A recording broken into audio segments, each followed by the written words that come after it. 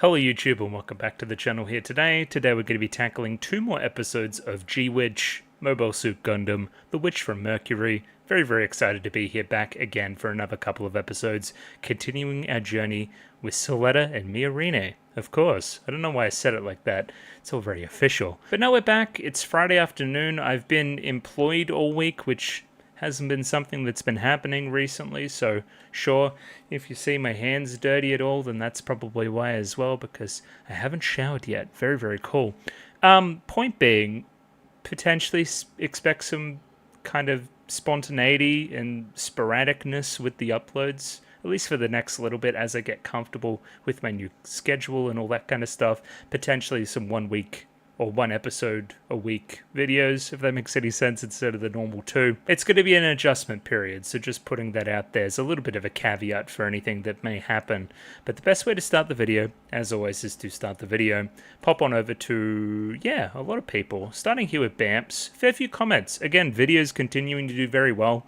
The first episode went public. I believe it got to 500 views pretty quickly, which is pretty good for me. That's normally a pretty good indicator that this thing's doing pretty well. So yeah, shoutouts to the Gundam fans in the audience. But first and foremost, Bamps with a couple of comments, I think 4 in total, which I may as well just go through in order. Mio walks into the inquiry. I said based. It is based, I know, because I said it. A comment with a little bit more of a point of discussion is probably this one. In a world full of hyper-competent protagonists, we have Soletta, who is a goober. She definitely has the juice. She's definitely good at her job, but she's very socially awkward at the moment, which again makes a lot of sense. I guess this is the best way to bring it up as well. Somebody on Discord linked, what was it called? Cradle Planet, which was this short little story kind of from the perspective of Ariel as Soletta grows up on Mercury, which gave me a lot of clarity around a lot of things, right? It's clear to see how Elnora became Prospera and all that kind of stuff from that story. Again, getting more and more involved here, specifically almost sending Soletta on this mission. She doesn't know it yet, but on this mission to become kind of in with Miorine. Again, I'm seeing Soletta as a way to get revenge for Elnora, right? Something like that. Prospera as a character, at least right now, weird vibes. They're not sitting right with me, so I'm going to imagine there's going to be some sort of deceit and betrayal there. Point being, I meant to talk about her time on Mercury, right? She's socially awkward because she had basically no one her age. She had a bunch of minors around her that basically hated her. So, like, it's going to be a shell-shocking experience. She's going to be socially awkward here. It just makes sense for her kind of upbringing. A neat detail that I didn't catch either was that neither Guel or Soletta have the kind of holder uniform at that point, if that makes any sense, after kind of the duel has been voided. So good detail, good attention to detail, right? It's technically up for grabs. They're kind of fighting for a vacant title, if that makes any sense, right? Kind of an interim championship or something like that. And yeah, this is probably more what we'll get into with the stuff we're about to just jump into now.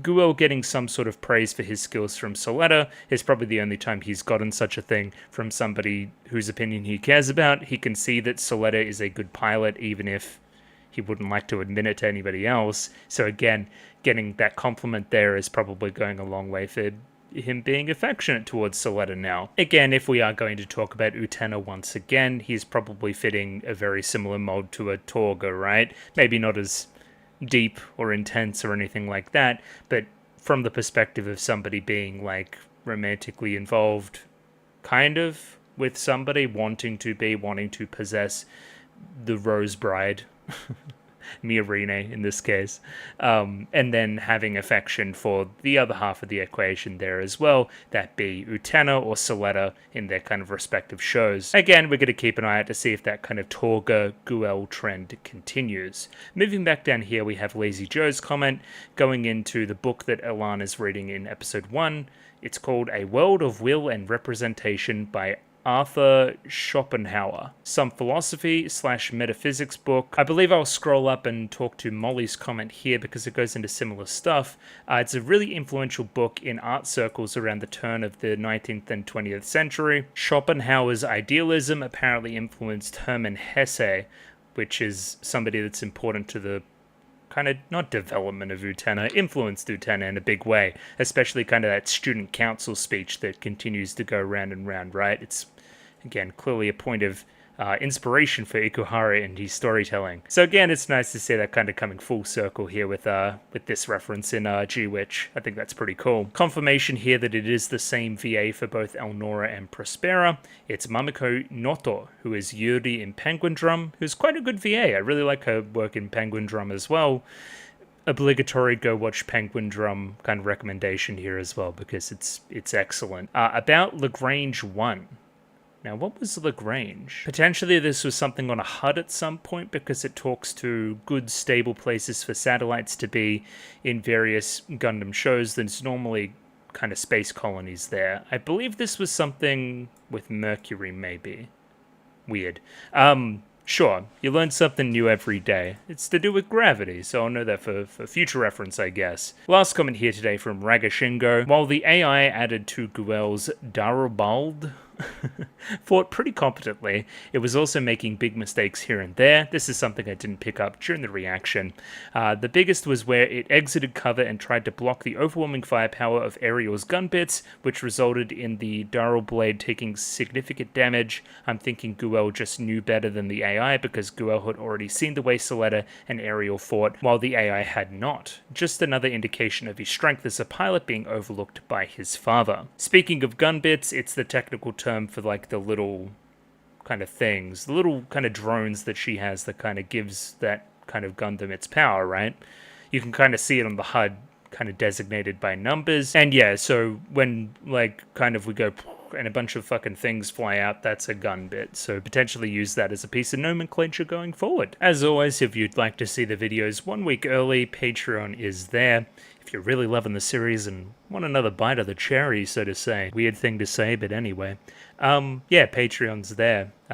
Also, you get double votes in polls. There will be a poll out here at some point, I'm sure of it. And yeah, special Discord stuff as well. I don't know, support the channel. I'd like it. I'd appreciate that. I appreciate many people, such as Mickey Babbers, Charles Plus, Banana Rama Hamadama-sama, Bobbin, Chobaribby, Dapper Dwarf, Domobot, Ed, Fancy Question Mark, Ferdinand Hernando, Fleur Nightingale, Fruit, Fusel, Gloriana Tenebrae, Glyke, Greybeard, Gus N, Hans Peter, Ika, Inzuchi, Yako Yavaden, Jacob R, Joran, Kelvin, Clem, Nosta, Cot Begemot, Lick H, Lou, Marsh, Master Detective, Mistake L Chen, Molly Weinberger, Mr. Maniacs, Nico Lane, Parnek, Pencil Sharp 333, Ragashingo, Ron Led PNK, Saint Lily, Sal, Sam1373, Skeleton, Fueco, Warpv, Without a Net, Yuan Kai Shu, Yuki Ali, Zach, Akomancer, Binchi, Voodoo Chili, Funny Fat Guy, and Ice. Thank you to everybody for giving me money. I enjoy the money. Let's move forward here with episodes... what will it be? 5 and 6? No, 4 and 5 maybe. Yes, it will be 4 and 5. I don't know why that threw me for a loop. Catch up, I guess, broadly. It looks like we're about to, and again, I said this last week, but we're about to fall into a bit of a sense of rhythm with the show a little bit more, meeting characters, doing fights, that kind of stuff, with a little bit of the intrigue in the background. We've kind of sorted out what the kind of go is with Soletta and Prospera and allowing Ariel to be a thing. We kind of cleared that through some manipulation, a little bit of blackmail, never hurt anybody. And kind of Soletta picked up her end of the bargain by winning that fight at the end of episode 3 as well. Some cheating from the other teams there, notwithstanding. But either way, I guess, yeah, let's just jump into episode 4. I think that's the best way to get going. Like the video, subscribe. Let's do this thing. Radio episode 4 up there, ready to go. 24 minutes and 8 seconds on this one, so sync up accordingly with your own copy. That copy is the Judas file set for those that are interested. Should be very similar to whatever else is out there, of course. There is a picture-in-picture version in the description below, regardless, for those that are interested. Either way, let's give this thing a 3, 2, 1. Radio, 3, 2, 1, go. Indeed it was. Fuck the AI guy. We hate that shit. Ooh. Oh yeah, the wish list, of course. So again, it's beneficial thematically for the show as well for Soletta to fall into a bit of a rhythm with school now. Again, maybe this Guel stuff will throw a span in the works, we'll see.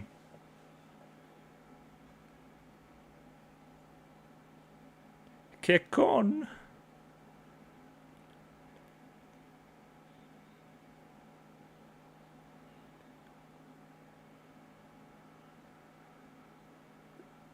I liked seeing everybody's reaction there. That was great. What? What? There was a misunderstanding? I guess. And now she's off.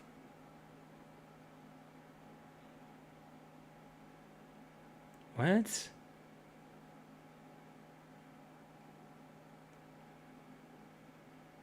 What, are you jealous?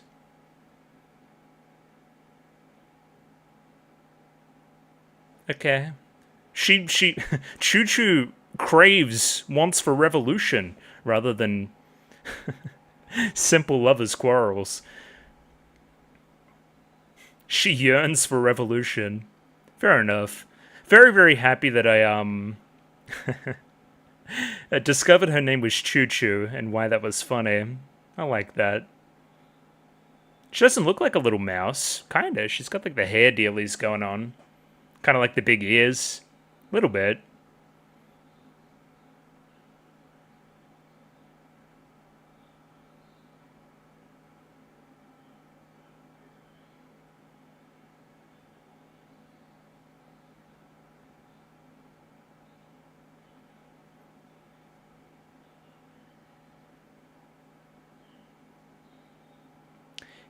May I say something controversial?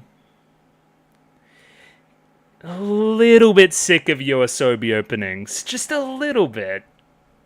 They're good, obviously. But it feels like it's every second show at the moment. Yeah, I mean, I know they're a huge group, but like... Are they even a group? It's like 2 people, right? I think it is. I guess you can't have too much of a good thing, though. Just give me some time to miss him, I guess.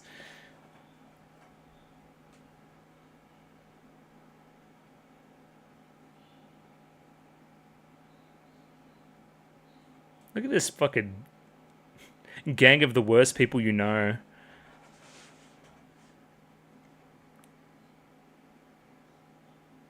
So we're gonna do more Guel stuff, I guess. Wait, you have funders? What? Okay. I thought you were like top dog. I guess everybody has people that they're like owe money or whatever. Okay. Ownership back. Oh, I'm protagonist again.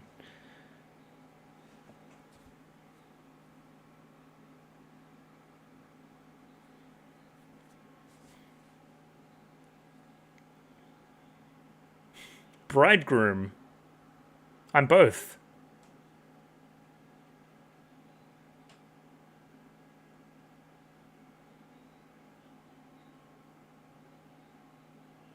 Miorine pretending not to care. Oh, he's here. You're like cowering. Who? Damn. So what is the marriage in regards to? Like something to do with combat, I guess? Wench. Oh. Oh, yep, okay. That was the conditions.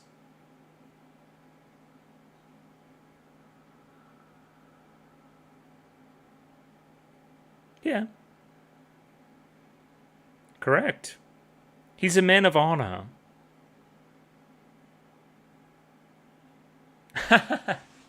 No, it was the middle of class. That's so funny.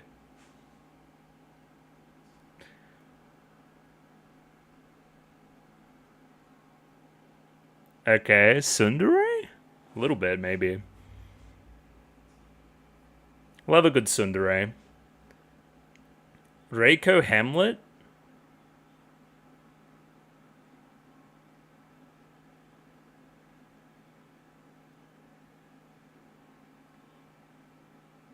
Doing some Luke Skywalker type shit? What is this?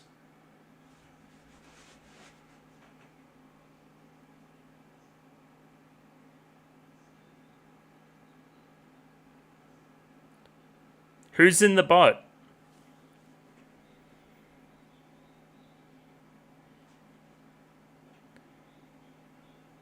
Because they've got a very specific name, right? Hamlet? Oh, okay. No, you're just next up. Okay. What? Why did I fail?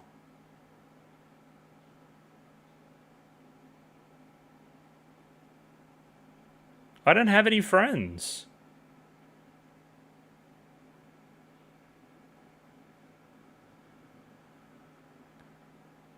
Okay.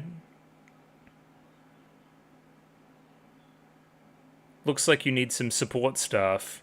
Looks like you need some side characters to assist.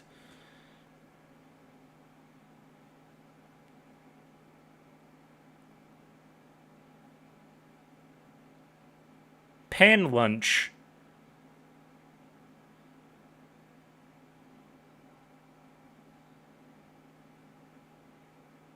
Is that are these the guys from last episode too? That was like hanging with them? Maybe. There's a gaming glitch gremlin? What is happening?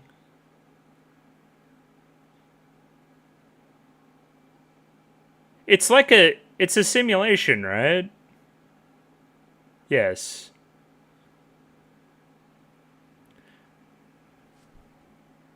I clearly got hacked. I got hacked by the racists? Oh, okay. No, I got fucking graffitied by the racists. The discriminators? I don't know if it's like a race thing. It's weird.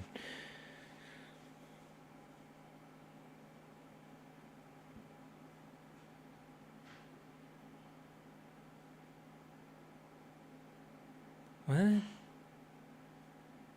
What happened? Oh, you're looking for support staff. So you're asking randos?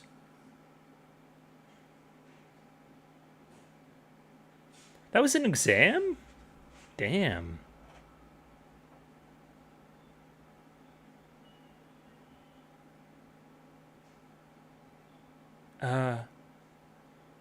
Yeah. What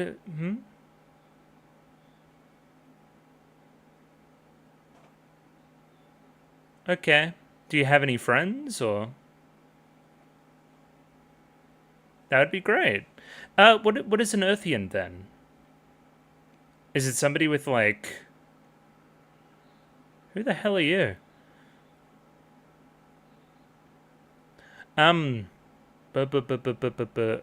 Is it somebody with, like, lineage from Earth? What is it? Maybe we'll get into it. I don't know. Oh, no, these are the guys from last week. Okay.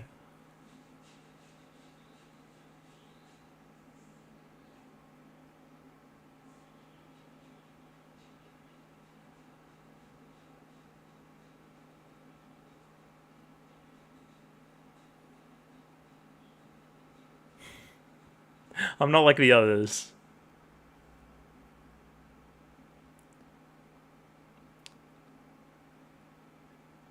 Who the hell are you? Like, vegetable patch hair. Does Soletta know that she's an Earthian? Is she an Earthian? Where was she born? What makes an Earthian, then?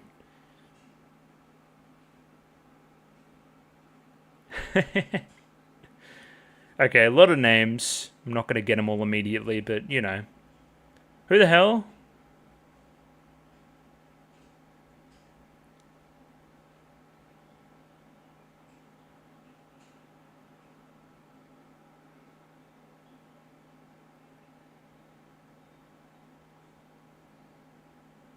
Holy fuck. Chu-chu's gone fucking mad with power.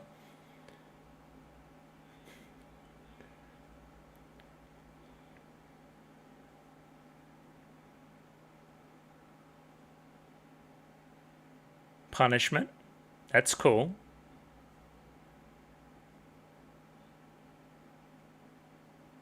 So what should I do then?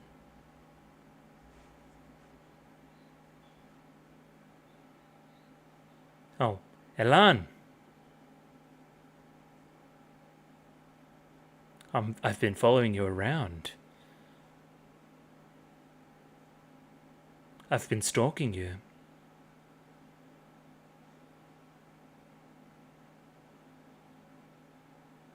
Would you trust this man?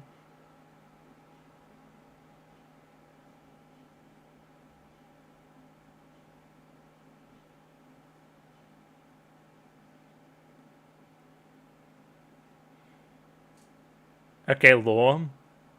Also, you're stalking me too.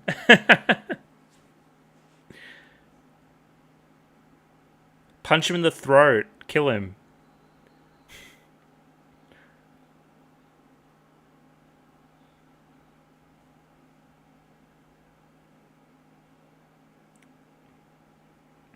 People always act with my best interests in mind. Every single time. Okay, Miarina can help?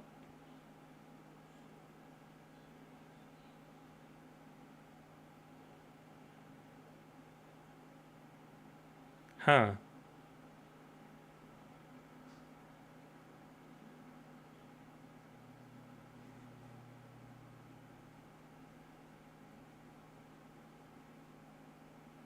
Okay. We're gonna be a fucking team, dude.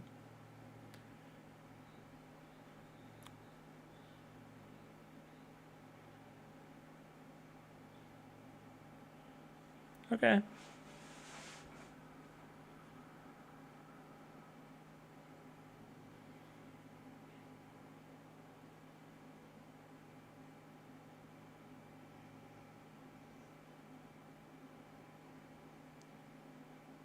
Wait, no, look at your room. Damn, bitch, you really live like this? Okay, now the racism is happening again?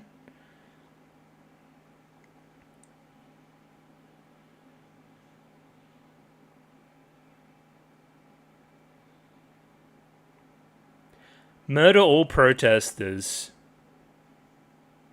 Holy fuck.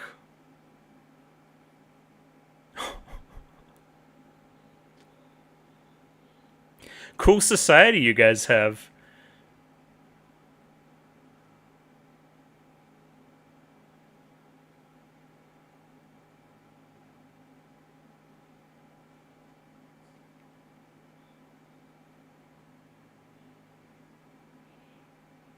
The means of production? Maybe.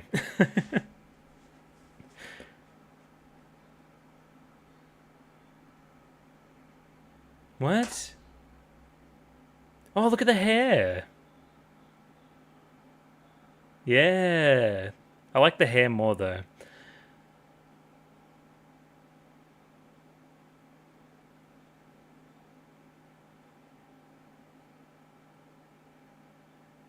A gang?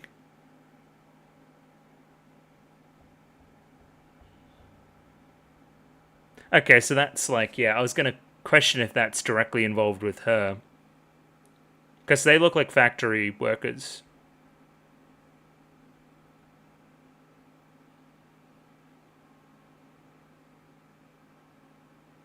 Study?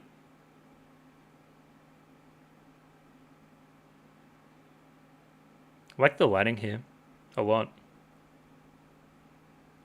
I like the hair a lot, too. Everyone's got their hair down.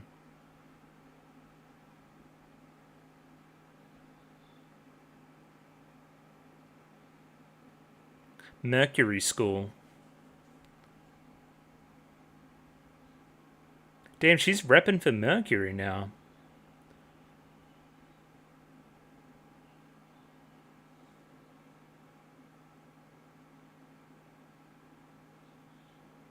Okay, that sounds like an ambitious dream. I like that.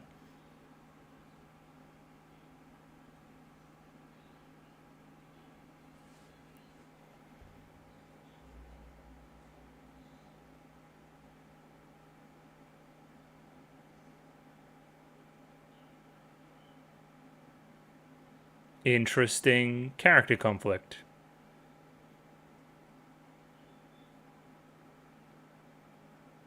Yeah.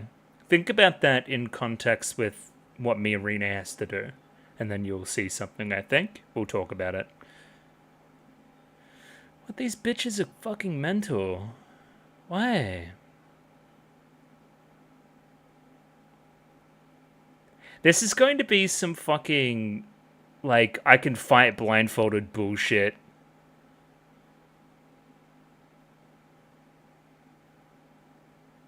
Oh, so you are both doing the makeup exam? That would make sense.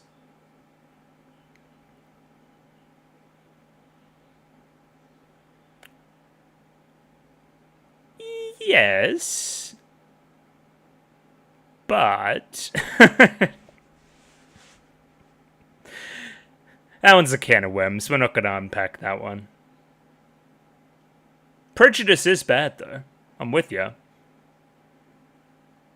But it's also quite a basic view.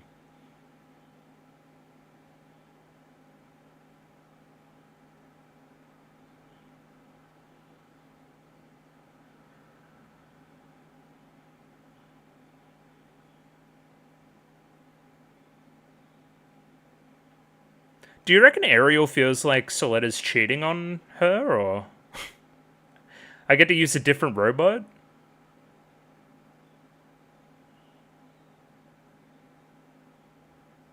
Can't see, pa. Can't see. Yay, we cheated.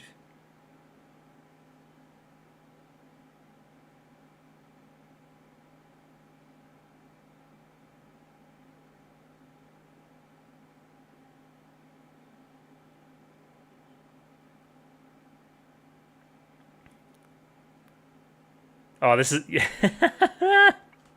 fantastic. Oh, we were timed?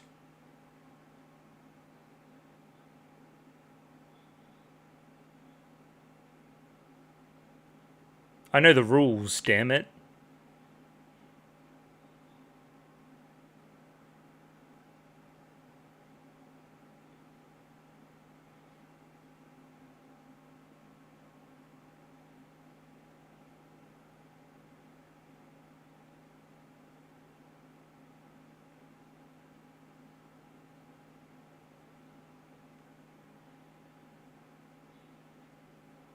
The girls didn't even leave. They're continuing to watch her fail. Generational haters. That's crazy.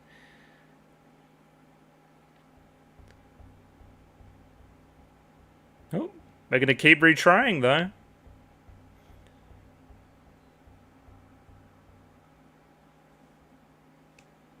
I need help.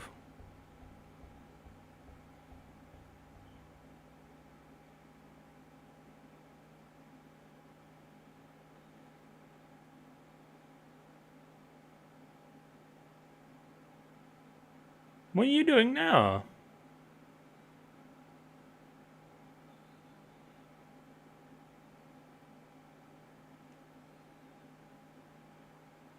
We're getting not a lot of Soletta with all this. It's all very focused not on her.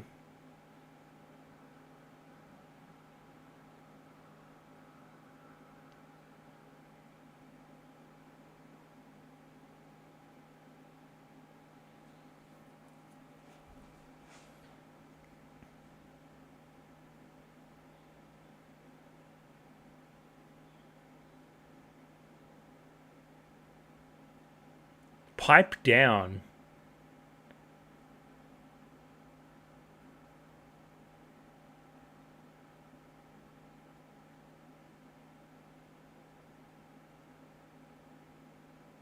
Mm-hmm.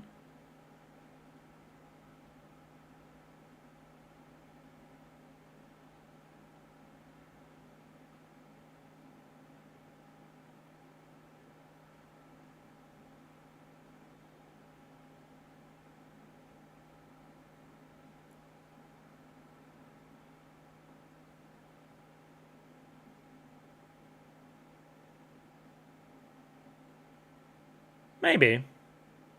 You gonna give me anything, Chu-chu? Show me something.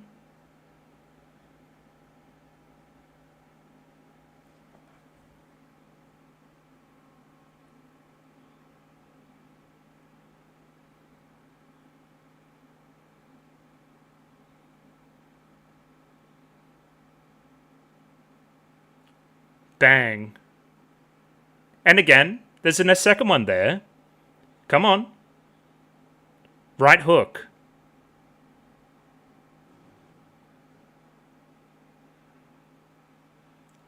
Yes. No, don't get beaten up. Hands up. Come on now.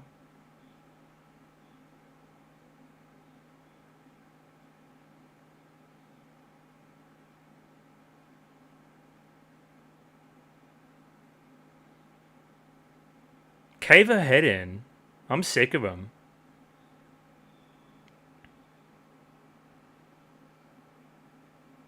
Well, I mean, thank you for your help, though. Yeah, them punches thudded, huh?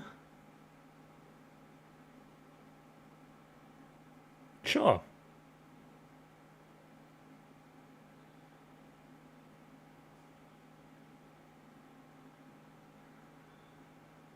Come on. Be nice. Music's really lovely, though. Okay. Yes, senpai. Right away. She's not gonna like the nickname.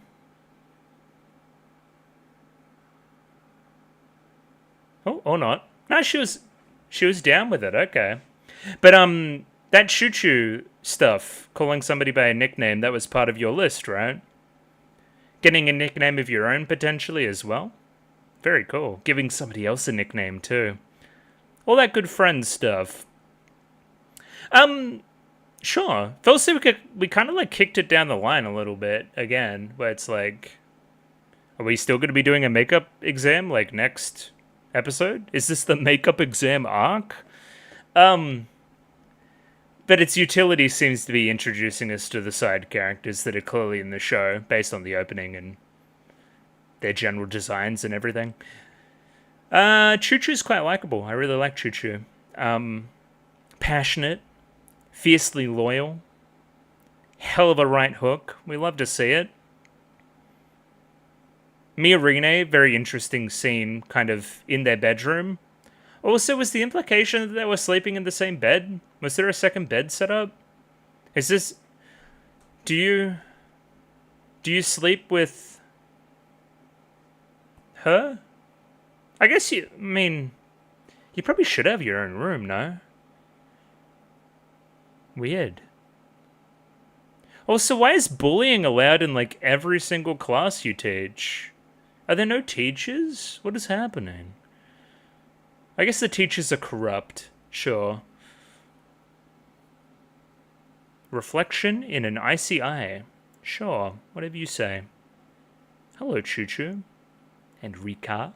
Yep, we'll dive straight into episode 5 here as well. I'll just bring him up. Radio, episode 5 up there, ready to go. 24 minutes and 8 seconds on this one, so sync up accordingly with your own copy. Judas file set, as I said before. Picture in the description below. Let's give this thing a 3, 2, 1.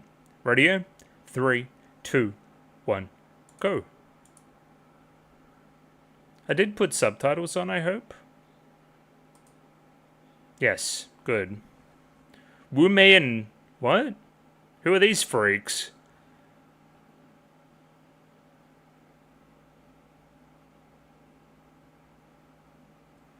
Osh?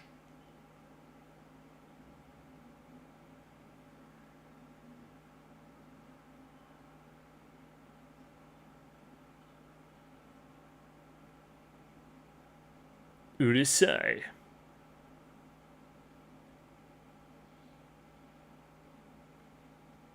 Fighting games? Daigo?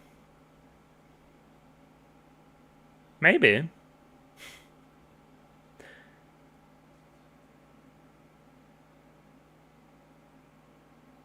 Okay, this guy's gaming. He did the the reverse thruster gambit. Yep. Mm-hmm. How does that even work? What? One of them shot their own teammate? I guess he was off balance or something. Okay, Elan won a 3v1.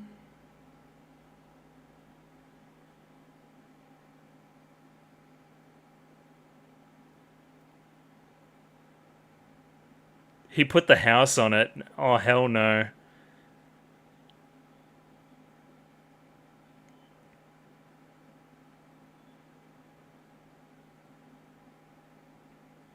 Are you characterizing Elan as somewhat of a sneaky character that may not always indicate the same things that are going on internally? Interesting. Oh, look at these freaks. Oh no, they like drink baby blood or something. Oh no, I don't like any of these people.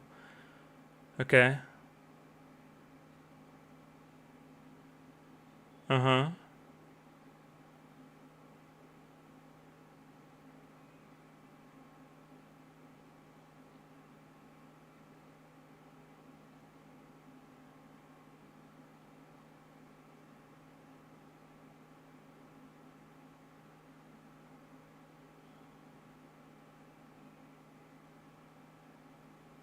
Advanced person number 4?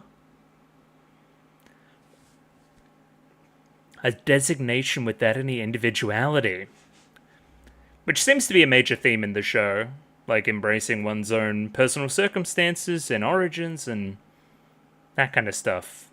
Finding themselves, adolescence, all that kind of stuff.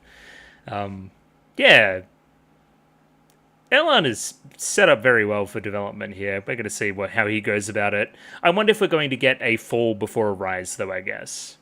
Like, is it going to... There needs to be a lie revealed, I think, with him and Soletta, I think. He needs to be revealed as, like, the bad guy. At least a little bit, I think. I think I just said that. Anyway, I digress. Show. I'm watching it.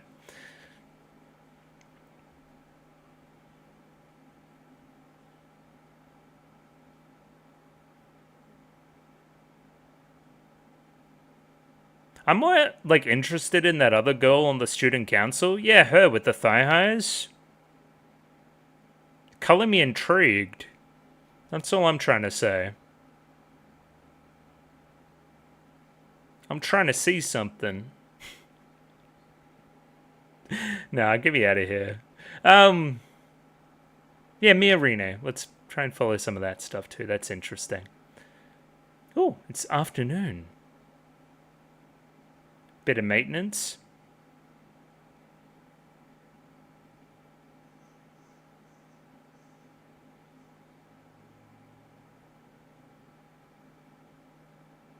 Oh, okay.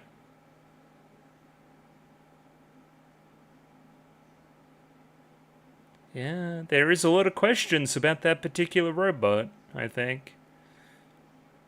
Mobile suit. So many farm animals, too. What are we doing, like a fortune? Oh, okay. That'd be correct. He's dead in a ditch.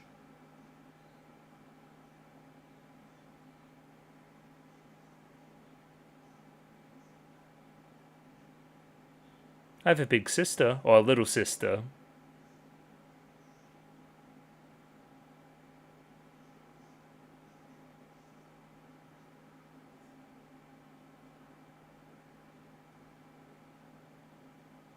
Okay.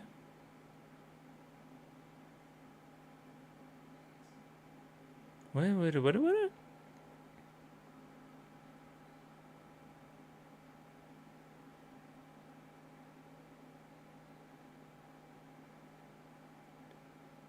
Okay. I forgot he had her phone number. That was an interesting question. Oh. Eh? Ski? Pajama party. Well, that's a date. Yeah.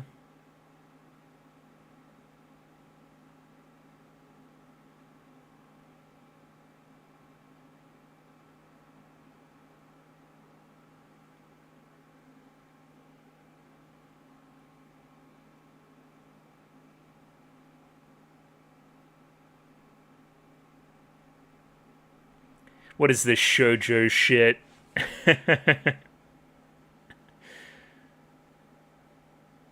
I like her too, that other side character.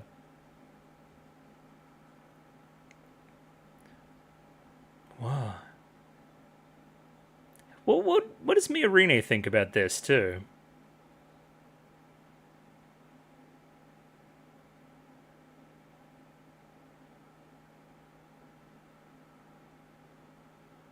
Who the fuck is that?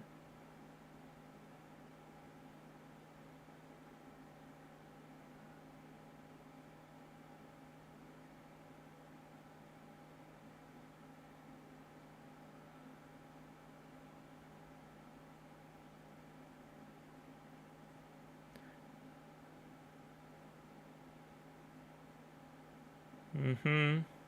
It's like she's moving her like a fucking chess piece. A little bit.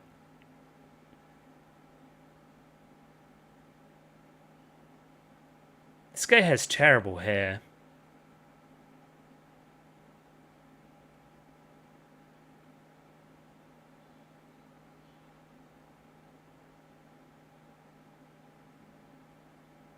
Oh yeah. Let's watch back some tape. I don't know how they got all these angles, but, you know.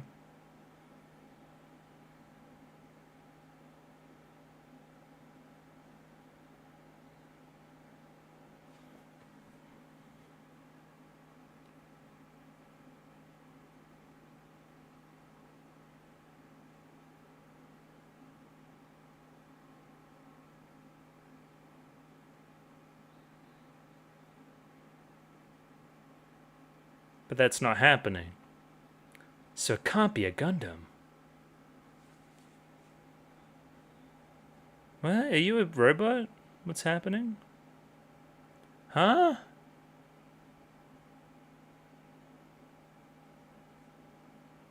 Whoa.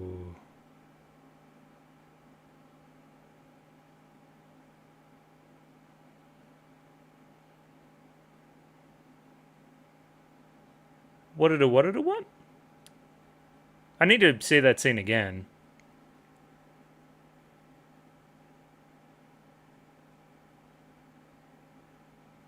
I am just a tool to be used by you and you alone. My family. I will never have my own set of individual values. Wants, needs, loves.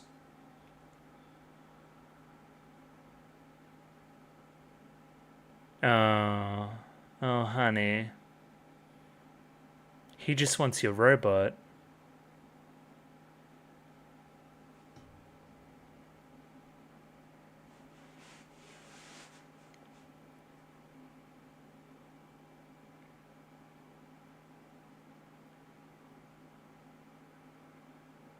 She found out.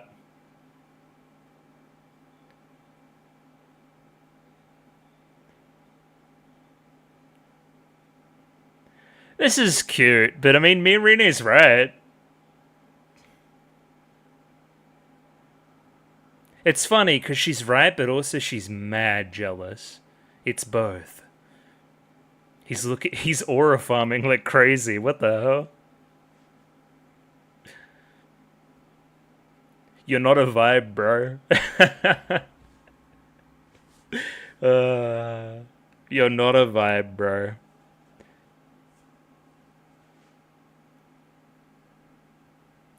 Eh? Wait, they've got a gym here? Oh, hell yeah.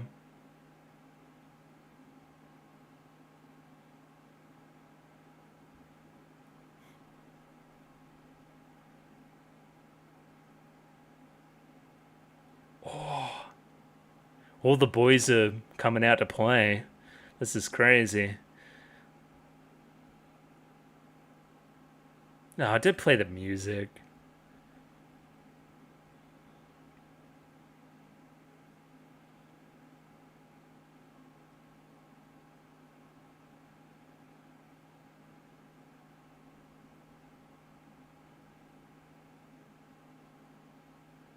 Oh, she's so naive.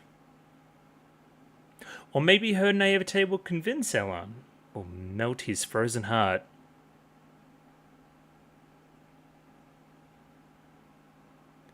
Oh. Okay, pretty boy.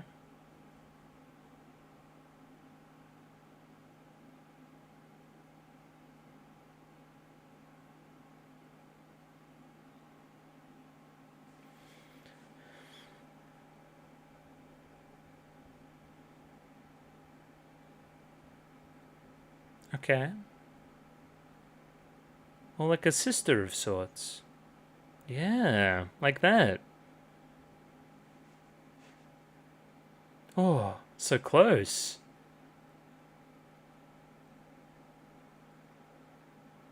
Oh.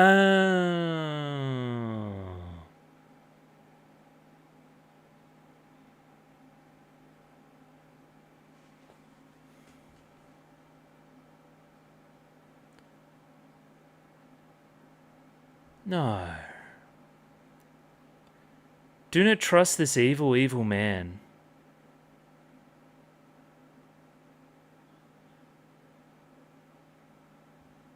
Alright, what did you find out, buddy?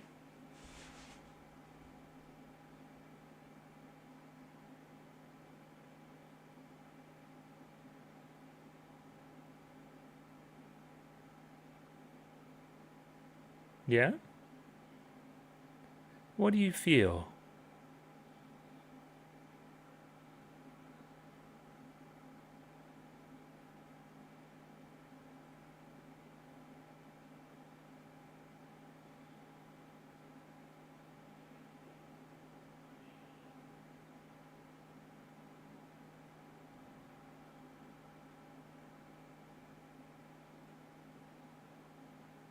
Interesting. Okay. Interesting. Okay, I think I know what's going on there. That's the first bit of emotion we saw from him too, very obviously.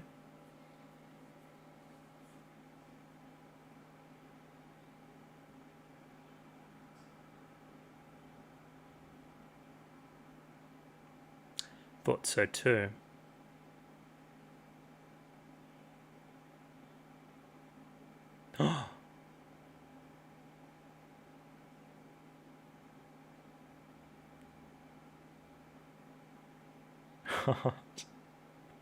Wait, so some of it was legit a little bit? Or he's just fucking... Or he's just playing with her heart. Anyway, this was never gonna end well. Punch him in the head.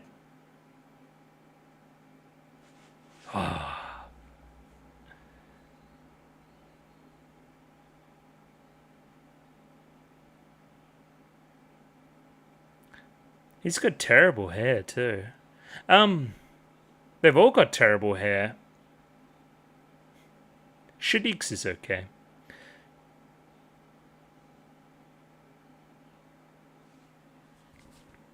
The boys are dueling over me. We've been very shoujo this kind of episode. A little bit.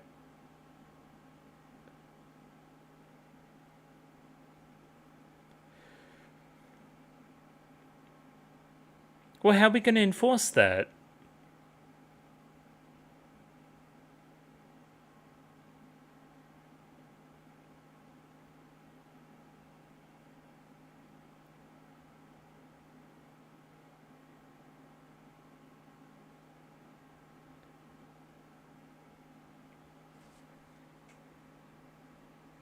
But it's about me.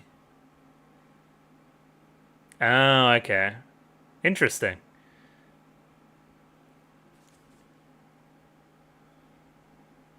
Curious. You want her? Oh. Well, you're probably going to win then. The plot makes no sense if Guel wins this, I think.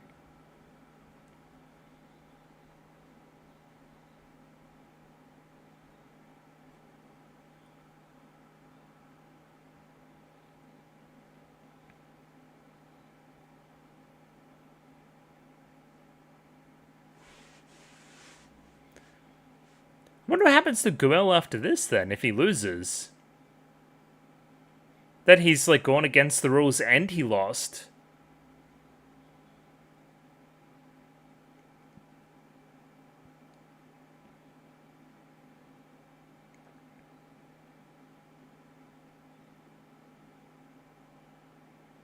The whole gang is here. Do your little, kind of oath or whatever. Your little thingo.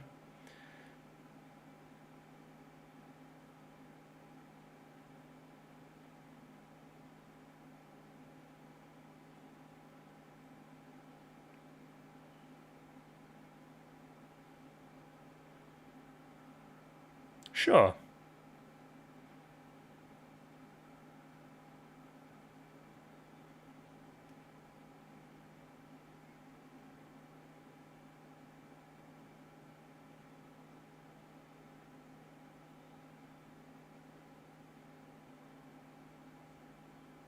Fact. Position 0.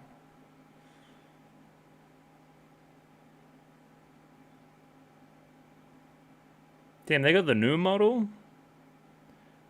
It's the Nimbus 2001.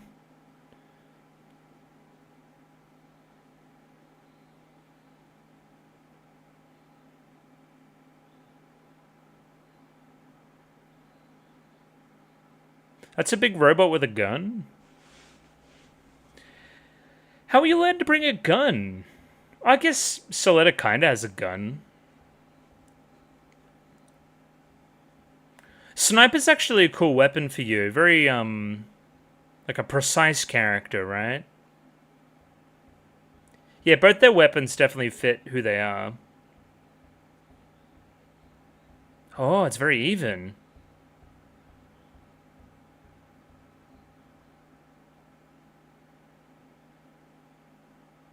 What? The violence of this sand.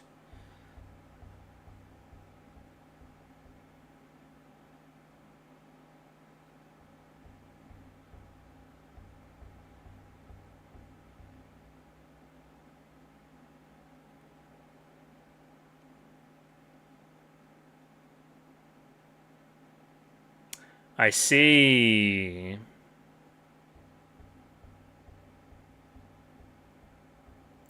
So I think something about Elon's status makes him almost able to use, like, Gundams.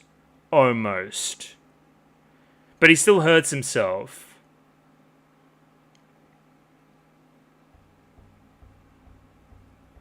Because he has the effect on his face, right? But obviously he's not going... Like, he's going beyond what people could do before still. Yeah, this is an evil-looking design, dude. Okay, freak. Oh.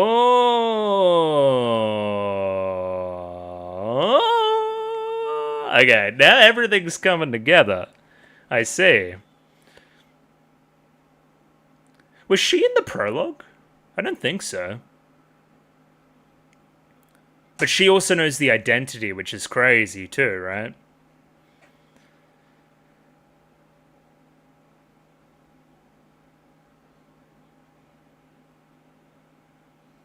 But for whatever reason, maybe it's the connection between Ariel and Soletta?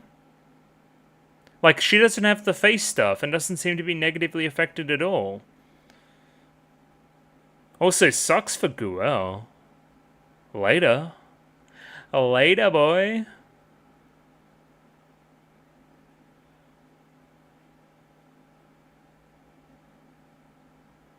Sure. Whatever you say. Oh, it's electric rust.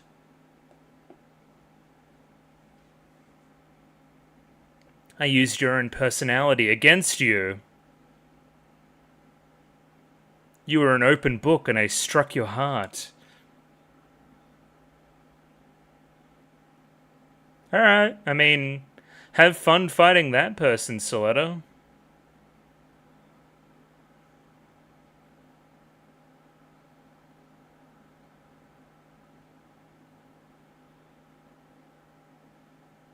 brutal.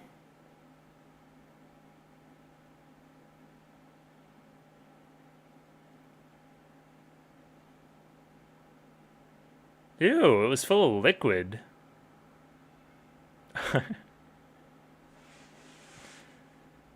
Put it all on black. Take the winnings to the casino now.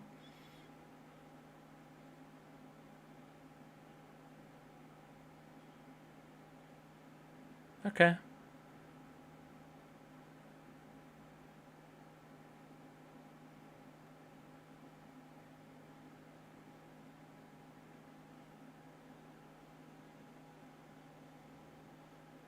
Well, I mean, you're clearly not going to win.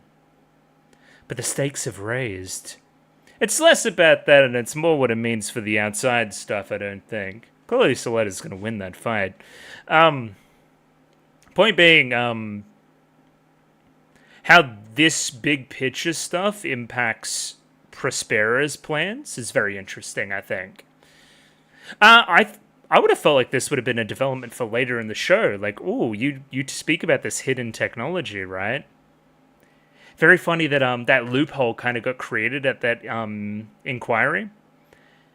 And then they're immediately like, oh, yeah, you guys can do that? Yeah, we got this shit cooking in the back, too. It's like everyone's waiting to, like, unleash their hidden Gundam technology.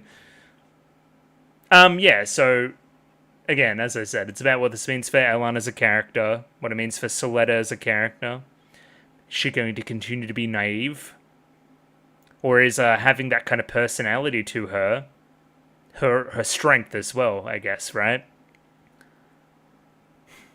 It's like cynicism versus, like, optimism a little bit with the character conflict, I think, right? Where I think Soletta's optimism somehow is going to give way to victory and her personality, as opposed to Elan's lack thereof. And he's going to learn something along the way. Also, get a room, you two. Jesus Christ. Disgusting. Yes? Tell me. Gloomy song. Whatever you say. Ew, I hate these people. And yeah, we'll dive into a little bit of analysis on those 2 episodes. Quick smart. Rightio, 2 more episodes of the show in the books. Broadly enjoyable. Really liking my time here. Warming to Soletta a little bit. She's still very... What's the word? How can be nice? She's very flustered, I guess. It does get a little bit long in the tooth, I will say. But other parts of her personality are growing on me a little bit more. I really, really do enjoy the scene where she kind of breaks down at the end of the episode. I think that's one of her best character moments thus far. One of Mia Rine's best as well. Yeah, for sure. What else? Elan, clearly evil, and his whole character conflict is pretty obvious stuff, I think, right? He's kind of been raised, in my opinion, for what I've seen right now, as this person that's just a tool, like this kind of facsimile of a human almost, right? So, hey, all that matters in life is my utility to my purpose, rather than my own individualism, right? He thinks he finally finds a kindred spirit in Soletta, somebody that goes through the exact same thing and is the same as him, right? But then he finds that this person is just special, as opposed to him, I guess, right? Like that they have this special power and this special connection, and then he feels like immense jealousy at that, I think. Like if I'm made to be this perfect person, and that's like the value that's been kind of ascribed to me, then I see somebody else that's kind of like effortlessly that perfect, that's going to piss you off. I think that's, again, what's going on here. I also wish we got a little bit more side character stuff. I mean, the stuff we did get here was quite good, but I do like me some Chu-chu. I want to see some more Chu-chu. I want to meet the whole gang a little bit more. I even like her, like, farm animal freak friend who, like, did the fucking fortune telling or whatever. I like her. More of those characters. Less of the plot, I think. But again, it's neither here nor there. The show does need to continue. Of course, the biggest piece of intrigue going forward from here is who is control of Peel Group, I believe they were called, Peel House or whatever. That being a Kohai of Prospera, it seems like. So somebody else that's also classified as a witch, somebody else that would have been working on Gundams, probably has a close personal connection there that we're going to play off of for drama. She sees through the disguise a little bit. They probably have similar motivations about revenge, potentially, as well. So don't think the highest of Miorine and Delling and all that kind of stuff. Yeah, stuff to watch for sure. But again, we'll pop back through here and I'll talk about what I can see about these 2 episodes, I guess. The show and its side character writing is clearly leaning on the crutch of, like, reactions to things, right? We see this initially, right? Guel gets down on one knee and proposes and whatever, and then we flash to all these different characters and see what they think about proceedings, right? This is how we're getting a lot of their characterization done. Very quick, very efficient. And again, it's smart, don't get me wrong. I just want to see a little bit more investment for all these different people to get more out of them, right? Like, Shadiq is so interesting to me. I want to know more. I want to know more about you because you're hot. You're kind of nothing. You're even hiding behind me on the camera there. Yeah, I want to know more about the side characters, I guess. And I guess that will come with time. Again, this thing does have 24 episodes. We can kind of settle in a little bit. So Guel's weird. I guess I thought we'll transition his character from here to be this kind of like devotee, this hopeless romantic maybe. Something akin to that, maybe calling Soletta something of a master or whatever. But no, it seems like he's come to his senses a little bit and he's going to play up the tsundere angle, right? Again, still clearly interested in Soletta romantically, I think, even if he doesn't admit it to himself. It's that I hate you, I love you type shit, right? I despise you, Soletta. When in fact he's obsessed. And again, comes to her help when, again, the stuff with Elon happens at the end of episode 5. Yeah, so, again, I've seen this a million times, but that doesn't mean that I don't enjoy it. This seems a little bit ham-fisted as well, a little bit kind of like we're trying to make the conflict of the episode come through very early. Like, Chu-chu here sees Guel propose, and then it's like, oh, this was just a lover's quarrel? It wasn't anything else deeper? No, Spacians, brr. It's like, well, again, that's just here to set up that you don't like Spacians as kind of the major character thing coming through this episode. Because if we didn't get this part, and I guess the part with the miners as well, then we wouldn't really understand why you went so crazy on Soletta when she was just kind of hanging out. So, again, I guess you have the bullying part too. Yeah, weird one. Quick scene here with Daddy Jaturk, I believe their house name is. Guel's dad. He's mad because his son keeps losing. This is only important insofar as he lost again. What are the consequences going to be after episode 5, I feel?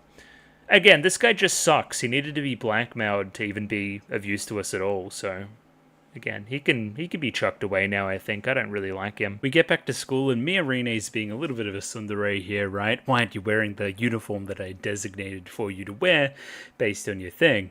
Again, reinforcing to the audience the significance of said uniform. Again, I'm seeing this being built up for it to be subverted at some point for somebody else to take said uniform. Again, this whole thing of Miorine making it seem like this relationship between her and Soletta, even at this point, is purely obligation, when again, she feels some kind of attachment there, at least a little bit. I'd love to see this explored more. I really would. I like this area, I guess, for the show, right? This kind of blossoming romance, I guess you would say, between these two. Before the man himself shows up and clarifies some things, right? Do you really think I would fall for some tousle-haired country bumpkin like you? Barker? Like that kind of stuff, you know? Again, this is just like two different kind of tsunderes just tsundereng out. You love to see it. But apart from the tsundere stuff, we have Guel coming in here with a pretty solid piece of characterization, right? And again, this is building on top of what was already there in episode 3. He feels... He's honorable, right? He feels a sense of obligation to fulfill his duties because he lost said duel. Again, it's befitting of this character that I think his ambitions is to go into the army, right? He's very black and white. He sees rules and regulations and goes by them, right? He may seem a little bit of a hard ass of this or that, right? But he truly cares and believes in the system enough to follow it to the nth degree, right? Will this be challenged at some point? Potentially. I think again, I feel like this is a character built up for some amount of redemption, along with everybody else that's a student, I think. I think the bad guys are going to be above us, the adults. Very quickly here, we're thrust into the major challenge of the, I guess, episode, right? So the way I understand it is it's some kind of test or examination based on your communication skills, right? You basically have all senses and kind of traditional, I don't know, like mind radar stuff, right? You have all that turned off on your machine side, right? It's your job to simply run around and use your vision and other senses and that kind of stuff to make your way through with the help of somebody that does have a radar, right? It's meant to emphasize communication. It's meant to give yourself a support network. And, you know, this is how it would work on the ground per se. It's meant to be that kind of simulation. So again, the things they're testing for here are speed, which becomes very important later, but again, general perception skills and communication. It seems you run to the other end and then get another set of weapons, which seems to be the goal, I guess. And again, this school kind of sucks. So again, then they call Soletta Mercury's name and she instantly fails.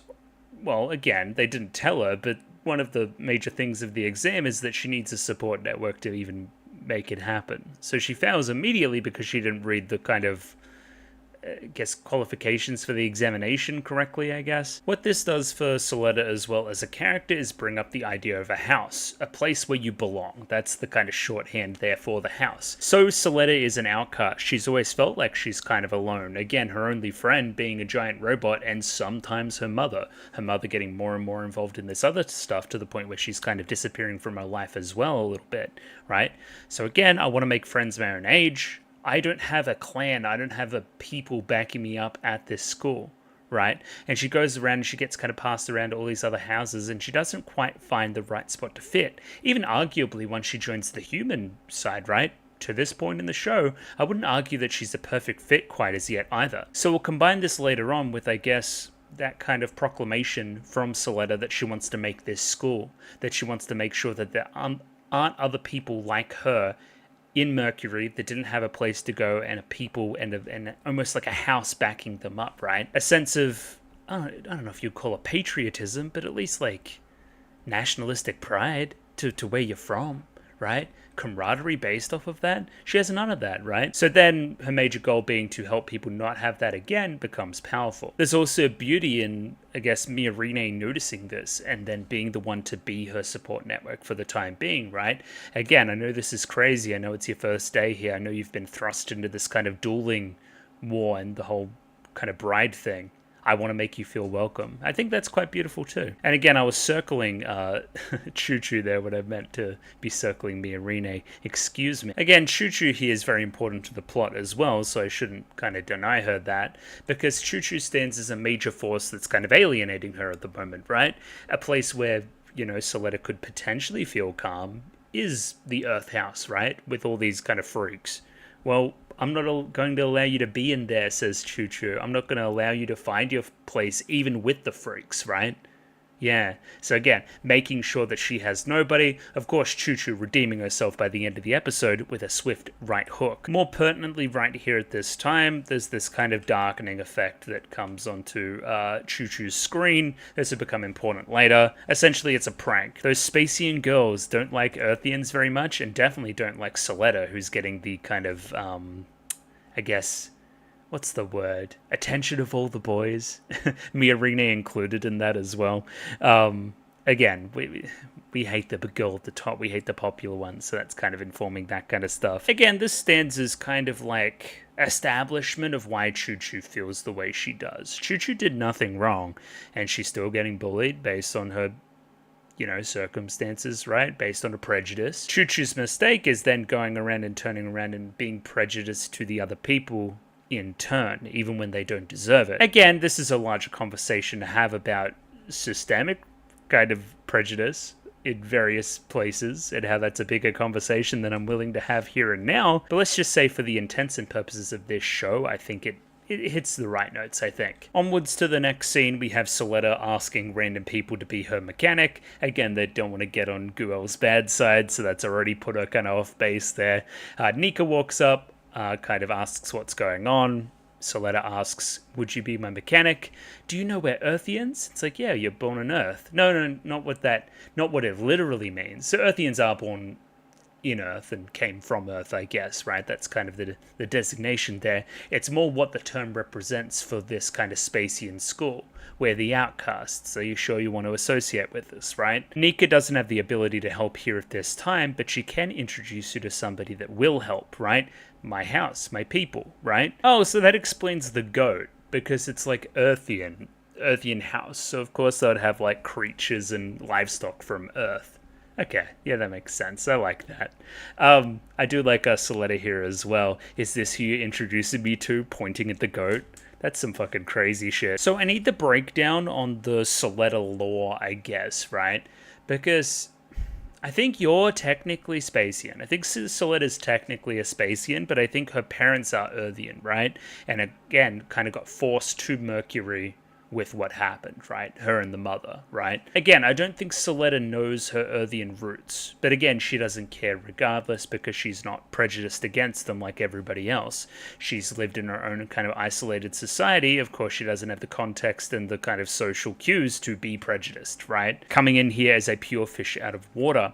Yeah, it'll be interesting to see how the Earthian Spacian thing kind of takes place in the kind of final act of the show, right? Because clearly that's a direction we're going with the kind of Prospera stuff, I think, right? And Earthians versus Spacians overall, I think. So Soletta's in here hitting it off, getting introduced to all the freaks here, of course, but the biggest freak of them all is yet to notice, that being Chu-chu. And yeah, appropriately tweaks. There's also names for everybody there, which I'm sure I'll get in time, I guess. I do like how violent she is. This in kind of combination with the very end of the episode is quite humorous. Do like me some Chu-chu. Back from the ad break in a small scene with Guel and his brother, just kind of mentioning that you shouldn't make Dad mad again.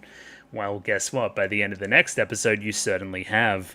By losing and kind of stealing a pretty good kind of mobile suit in the process and getting it destroyed. I'll have much more to say on my friend Elan kind of next episode, so we'll kind of park this here and now.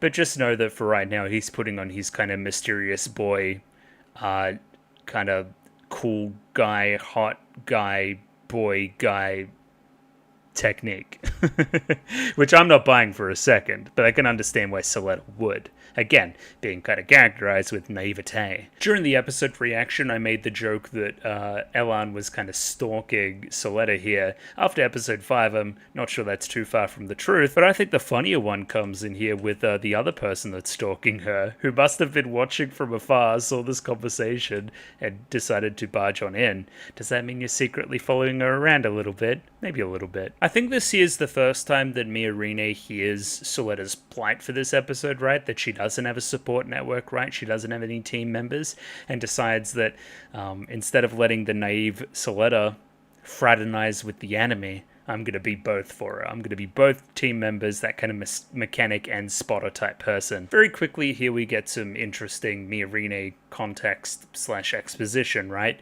She lives in a former chairman's room at the school that's clearly like not meant to be like a bedroom, right? But she's kind of converted it into that, I guess. We also learned that she currently does not belong to any house, again, not wanting to be associated with any particular group, including her father's group, you know? So again, taking this place that kind of used to be so very official, used to be the chairman's, used to be associated with her father, and kind of turning it into this greenhouse, turning it into this, you know, place where we're growing all these kind of Earthian species type things. They're plants, I don't know why I said that. Yeah, again, you're clearly coping. You're clearly... Yeah, well, we're going to dive deeper into her as a character as we continue. And what actually happened there and why you feel the way you feel. We also get additional context here that Miorine is a bit of a nerd. She's very good at studying. She's very quick to learn. Again, in contrast with Soletta Mercury, who again doesn't have any formal schooling or anything, who is finding the theory portion of this quite difficult as well as the practical in this case. Again, just a little bit of opposites attract to them, I think, right? Are we ever going to address the state of the room as well? Maybe, here at some point. But damn, you really live like this, huh? Really? Damn. Even I can clean up, at least a little bit. From there, we transition to maybe the most sledgehammer obvious piece of social commentary I've seen in quite a minute. We have literally like peaceful Earthian protesters protesting against their factory being stolen, essentially, right? By Spacians. So it's an Earthian factory. It's been developed by them for years. It's had kind of taxpayer money put into it from Earthians, right? And it just gets stolen by Spacians because they have superior technology. Again, the conditions aren't great. The robots are advised to literally fire like gas at the protesters, right? There's implied poverty, implied food shortage based on all of this, like lack of work and whatnot. It just doesn't seem great. Whose car was that? We'll never know. But again, largely militaristic, even potentially fascist, people fighting against peaceful protest in the streets of Earth, or on the streets of Earth, I guess, right? Things are looking bleak. And the most subtle part of it all is the reporting on this, right? From the Interplanetary News Network that says that demonstrators turned violent inside Earth facility. Earthian extremism rising. Again, blaming these... Again, we saw it, peaceful protesters on the violence, right? The agitators were apprehended.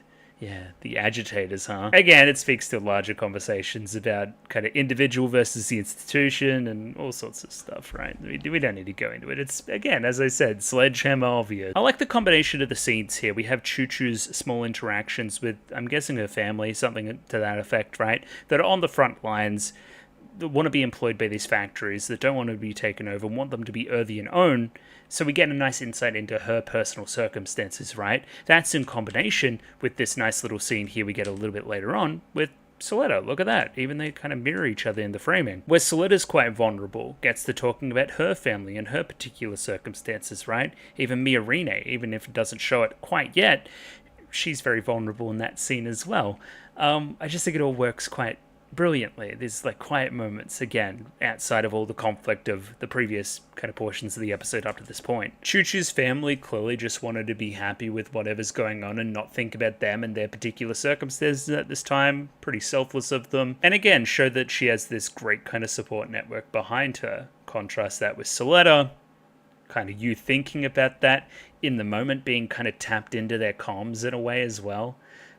Getting to hear that breakdown of Suletta at the end of the episode and then deciding to do what you do. I think that fits quite well. I think that's quite resonant. So now we have the contrasting scene with Suletta. Suletta is studying late at night. Miorine notices, asks why she tries so hard, and you impart us with the knowledge of your dream to build a school on Mercury to make sure that, again, people don't have to be in the same situation I was in. We're kind of coding Mercury here as kind of an old, washed up kind of mining town. Very, very like rural coded, right? I want to build a school out there to get the young people back. I want to kind of revive that area, right?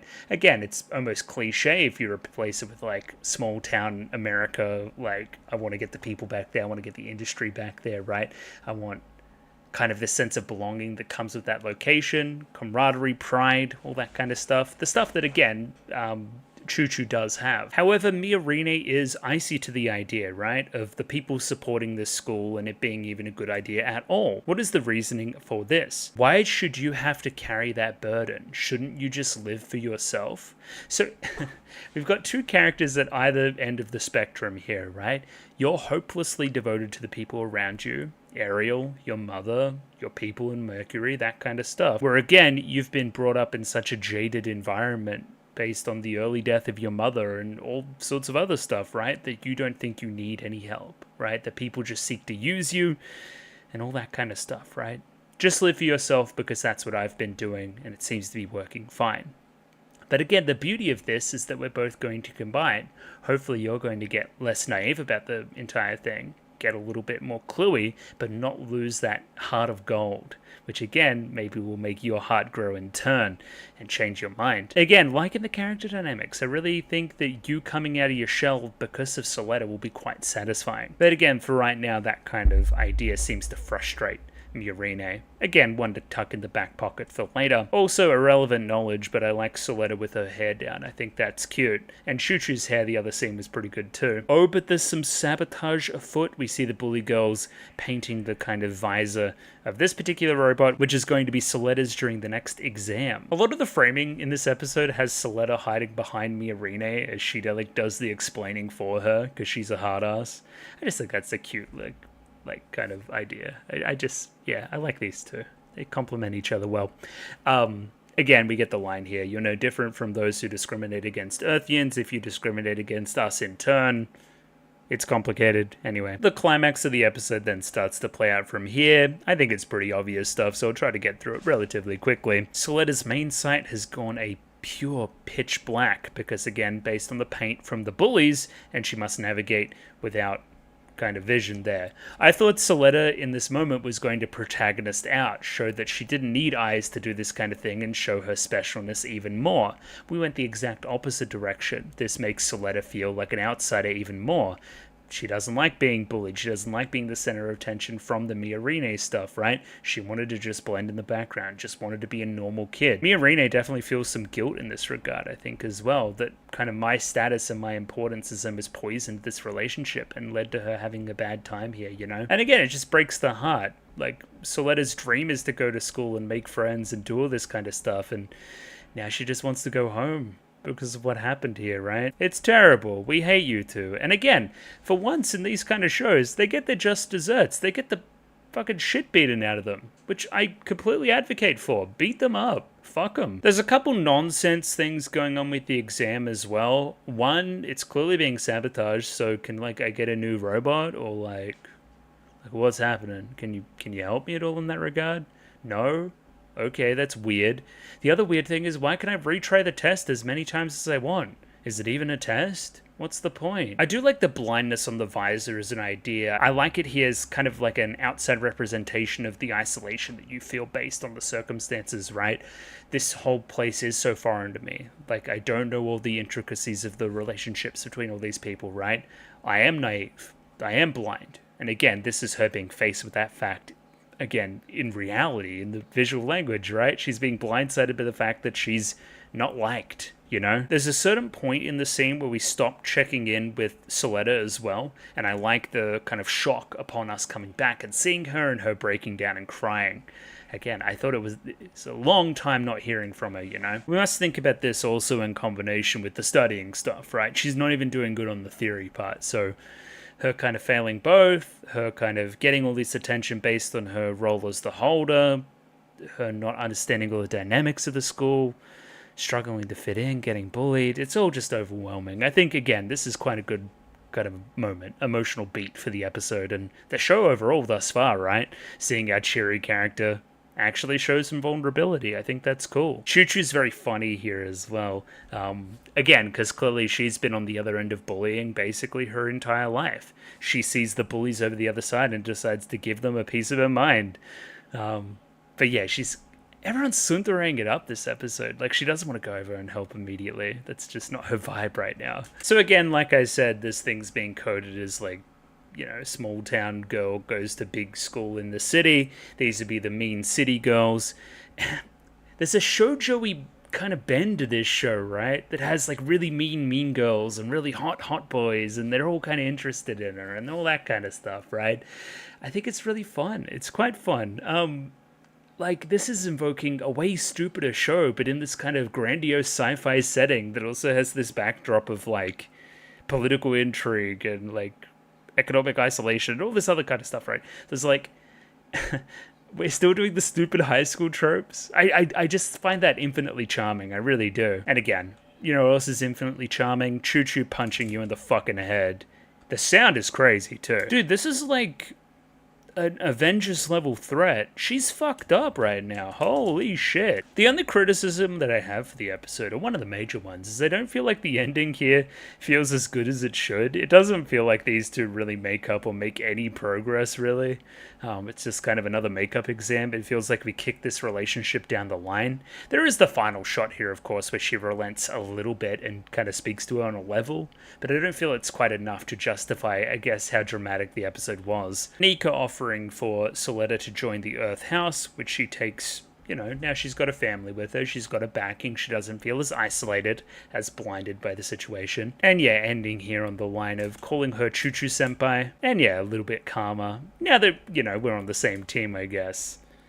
Cute. Very cute. Let's bring up that next episode. Episode 5 starts with a frankly odd sequence. I guess it just means to show that Elan is tricksy and pretty talented, and yeah, will also fight in duels when required to do so, right? Right now he's being largely set up with like a clinical level of experience and skill and all that kind of stuff, right? On a pure, you know, technique basis, he clears Soletta. But what is her point of difference, right? It's the heart. It's the emotion of it all, right? It's the emotional connection, the thing that he lacks being a robot boy. So yeah, again, that's the conflict. It's pretty obvious stuff. It really, really is. But I think they're executing on it well. I'm going to sound like a broken record with this show, I think, right? Where it's taking these concepts that are pretty rote and applying them appropriately. And yeah, sometimes with a little bit of a unique spin too as well, which is quite nice. Where the intrigue comes for me is this shit, right? Biological data for enhanced person number 4 is all within normal range. With these results, we can move on to the next phase. We must remember this character is the kind of kohai to Prospera's senpai. The next stage in this regard is their own Gundam technology, right, that they're implementing. In rereading this scene, it's pretty obvious to see that they're developing their own Gundam technology and have run into that similar issue with the data storms, right? No data storms when Soletta uses Ariel. We're kind of using this enhanced person right now with Elan to get anywhere with this kind of thing. But still, there's data storms, right? I guess Elan is like an iteration. He's like trying to be perfect. That's like his goal. That's like the goal of his existence, right? Is to be this perfect pilot for a Gundam, right? To make us lots of money and to make us best in the group and all that kind of shit, right? And again, you've probably got some broad thing about your revenge as well. You've probably got that similar motivation to Prospera, so that's probably motivating you. Elan's frustration is seeing somebody else's perfection, Soletta's perfection at this thing that he was developed for, and like not respecting the person that she is based on that.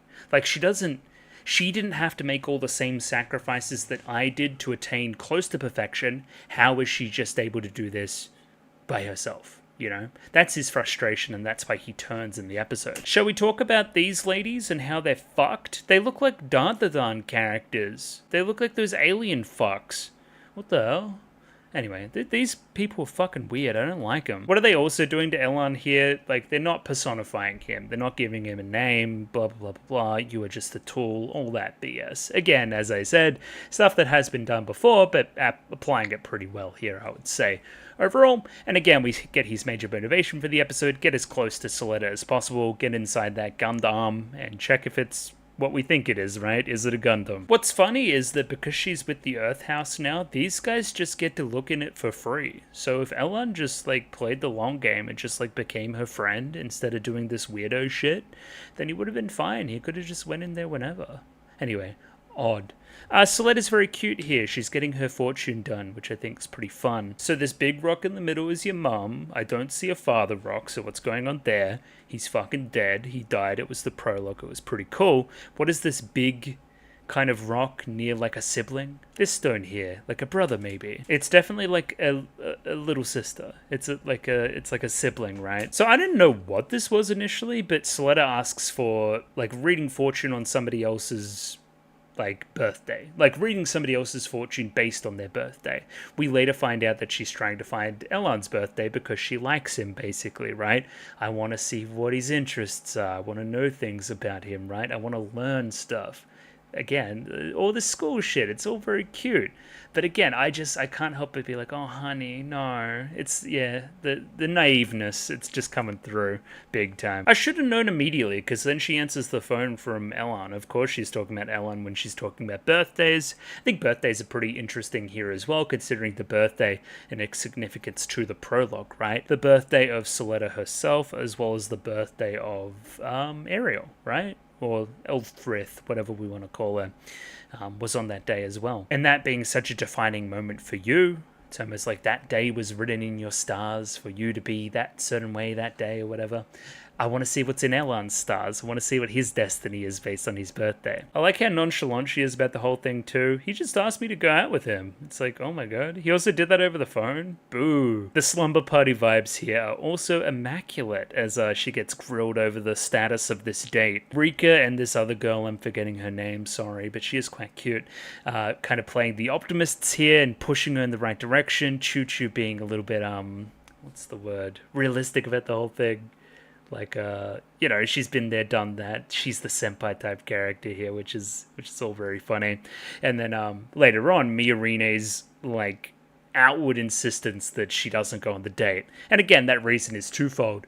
Miorine doesn't want you to get involved with the three families and, people associated with those kind of people, like the big important houses. They clearly just want your downfall because they want your position. But also Miorine may just be a sneaky little bit jealous as well, which I think is very fun. Suletta also takes a moment here to call her mother and get some advice on a couple of things, right? Again, you got to read through the sci-fi to see the kind of high school trope that we're doing. You're like a boarding school student and you've got a boy interested and you're calling mum for advice. That's like literally what you're doing. And then mum gives the perfect advice, that you got to, dive in, learn more about him, all that kind of stuff, right? I do think that mum still may be moving you like a chess piece a little bit to make sure that you're doing what you need to do on your end of the equation to get her into the equation all kind of done. But again, it's still cute. I still think mum has your best interests in mind. A little bit. Maybe not forever, but a little bit. There's also significance to Suletta being inside Ariel here at this time. It's like we're having like a family conversation, Maybe you could bounce ideas off of Ariel as well. Pretty obvious one here, but she always keeps the helmet off when talking with Suletta. Again, I don't want to put on that Prospera persona when I'm kind of talking with my daughter. I'm kind of separating my work and my espionage from again, my family. But can you continue to justify and kind of, do both forever? Will there be a point where you need to choose, and which way will you go? That scene ending with Prospera getting word that Peel Technologies is making their move. From there, we jump in and talk with Elan again, right? He's watching some footage here of, the fight between Guel and Ariel before and all that kind of stuff, right? And just kind of seeing how they fight. Again, these characters remain quizzical as to how Ariel is doing what they're doing, right? Suletta should be dead. on everything we know, based on the techniques that they're doing with that robot, they should be dead. So why aren't they dead? That means Suletta Mercury must be an enhanced person, much like me, right? A human created with the sole purpose of piloting a Gundam, right? Through like probably some weird gene shit or something, right? Down to my molecular level, I've been created for this purpose. And Suletta's able to do it without even being like that? She's just got it like that? Of course that's going to be frustrating for you. It's literally written in your code to do this and she just does it for free? Like, what? And the tragedy is that you think that you've actually found a kindred spirit here. You may actually be approaching this on some level with some amount of genuineness, and then you get frustrated that she's not like you, that you're alone as well. The same way that Suletta feels isolated, of course, Elan feels isolated as well. You haven't seen it from his perspective, I guess, but that's right. So again, that's why he kind of tweaks out here in a second, too. Is her face borrowed from another, too? Okay, is there like a real version of you that you've like been like cloned from or something? Could be a direction. Yeah, okay. Like if you're being genetically engineered, then yeah, your face has technically been stolen from somebody else. Again, it's more talk to this like lack of individuality idea. Yeah, I really do need to read the dialogue, right? Because like even here, this lady's like, I'm gonna need you to do one more duel to test the fucking guy before we, actually try to take out Suletta here. And he's like, yes, I'll follow your orders, whatever. So again, you're actually pretty happy when Guel rolls up and proposes the duel, right? Like, that'll be perfect. I'll do exactly what my master's commanding me to do. Like a robot. Oh, that's cute. Chu-chu says like Ariel is like chaperoning the date. For me, of course, I've seen the other scene, so I know why, Elan is insisting that Ariel comes along as well. But again, I like all the girls kind of having her back here. Like, Chu-chu telling her to do certain stuff and all the other girls like giving her the thumbs up. Okay, go on your date. Have a good time. Of course, holding back Miorine from doing anything. Yeah, again, it's all just very cute. Yeah, great. So now it makes sense that Elan's like reading his weird book about like society or whatever it was about. What's this shit about again? It's like some philosophy shit. Again, he's like a robot. He's trying to learn this shit because he doesn't have like, he can't intuit it because he's like not a real human. He's not a real boy. Fair enough. Well, he's also just like aura farming because he's like standing outside reading a book. Like, get a room, dude. Seriously. Just like contrasting, your like complete humanity with your like lack thereof is very, very fun. Yeah, again, just like emotional versus not emotional. Guel gets alerted to the fact that his like crush is going out with another boy, and of course he wants to jump in there and save the day. Yeah, very cool. From here, Elan asks his questions in a suave kind of pretty boy kind of way to try to figure out, the information he needs to figure out, right? I want to know more about you, all that kind of stuff. It's almost Disney movie in its construction and how obviously evil it all is from Elon.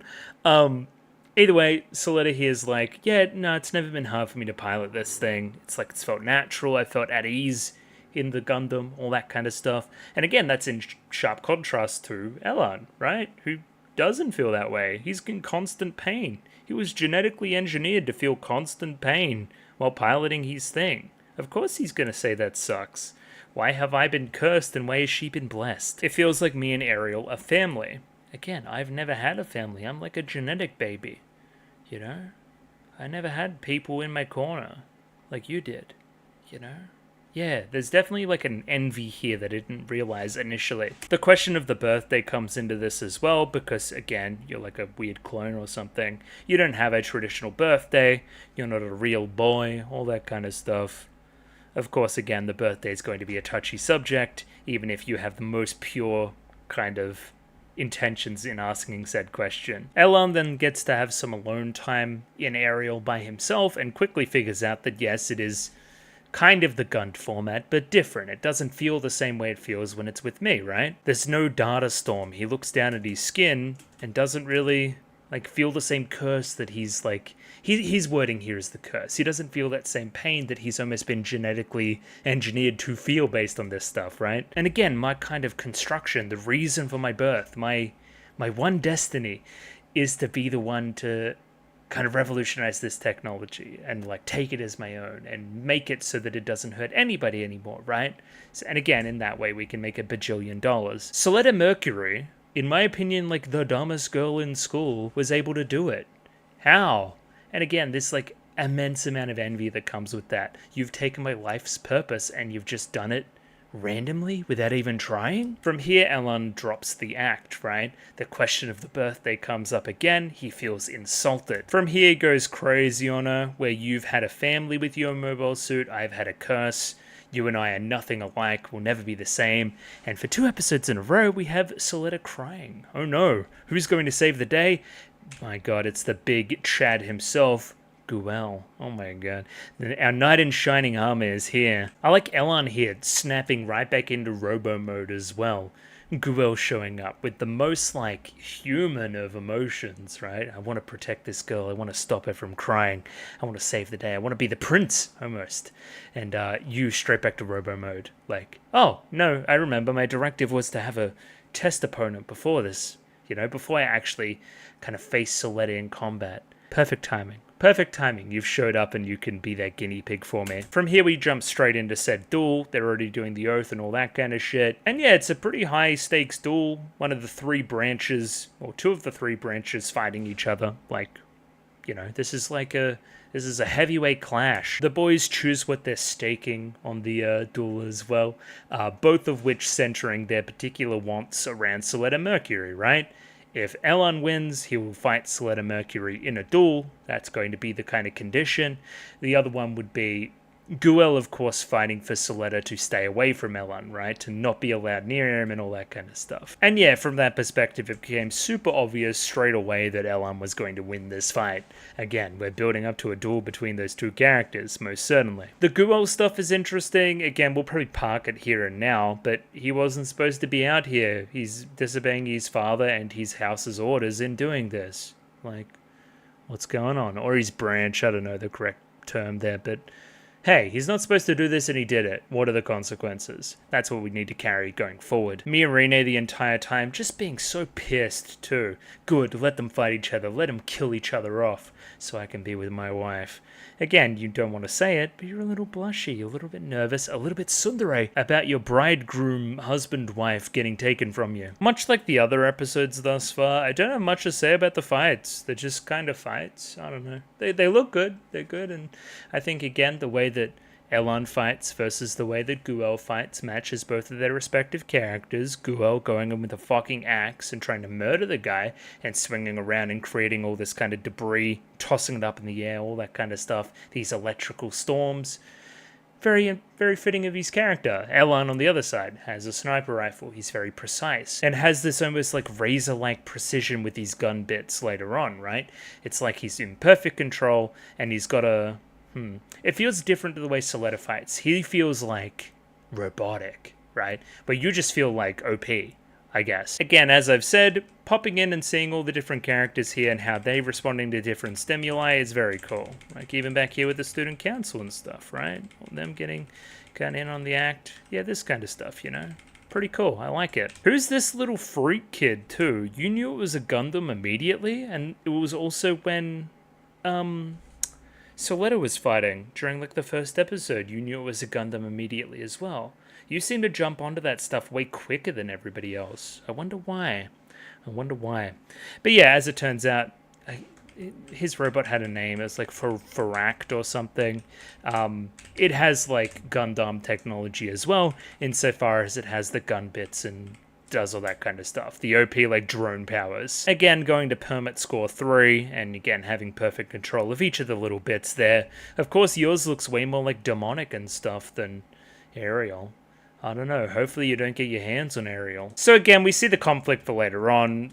Elan getting his hands on that particular Gundam. Ariel will be like his life's goal being accomplished, right? Finding this Gundam that can be kind of piloted without any pain. He'll also be overcoming in that process kind of the curse of his very being to be this person to pilot Gundams, and kind of progress and feel no pain from that. He'll feel like he evolves through that process. So seeing how we address this and come out on the other side with kind of making friends with Elan along the way will be very interesting, I think. Now, I did say I wasn't going to share the production, but this shot's fucking awesome. Hang on. So all that stuff's pretty slick there. Look at this rotating shot. That looks fan-fucking-tastic. The effects work there was really good too.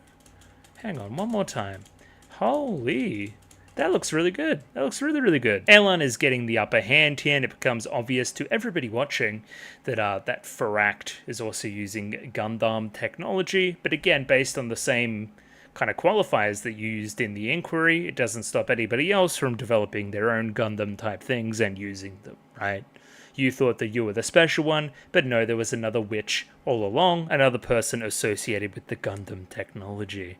Ooh, an old friend. I do hope we give Guel some shine at some point. For right now, he just feels a bit like a jobber. When we need to show that somebody's strong, they just beat him. He'll have his day, I'm sure he will. But, yeah, he's like... his honor and that kind of stuff. I want to see that win at some point and gain some sense of victory. That would be nice. Keeping in mind that this thing has, like, stun technology, so watch for that next episode, I guess, or whenever we fight. He's also fucking brutal. Elan's crazy. I guess Elan also, like, used your weakness against you. Like, he's sadistic in that way. And again, Soletta's got a ton of weaknesses, and he learnt a lot about her, right? He gained information, like a robot. So again, it would be interesting to see how he uses those advantages and presses them. Again, you're very scared of this. Oh no, I gave him all that info, and look how evil he is. And yeah, the fucking brutality of the kill here too is crazy. The fluid, it's like it's blood. And again, straight away, Elan's on his bullshit, calls Soletta. Hey, you know what the stakes of our duel are going to be? You're going to give me Ariel, you freak. So fight me. So yeah, she's kind of been fucking caught between a rock and a hard place there, and is probably going to lose her robot. Well, not really. She's threatening to lose her robot, which is somehow even worse. We're going to leave it there. I like these 2 episodes. I want more side character stuff. I guess we're getting it, but I don't know. I always just want more. I want more slice of lifey stuff. It, again, is a testament to how good some of the designs are that I do want to see them extrapolated upon more. But again, as I said, long show, all that kind of stuff.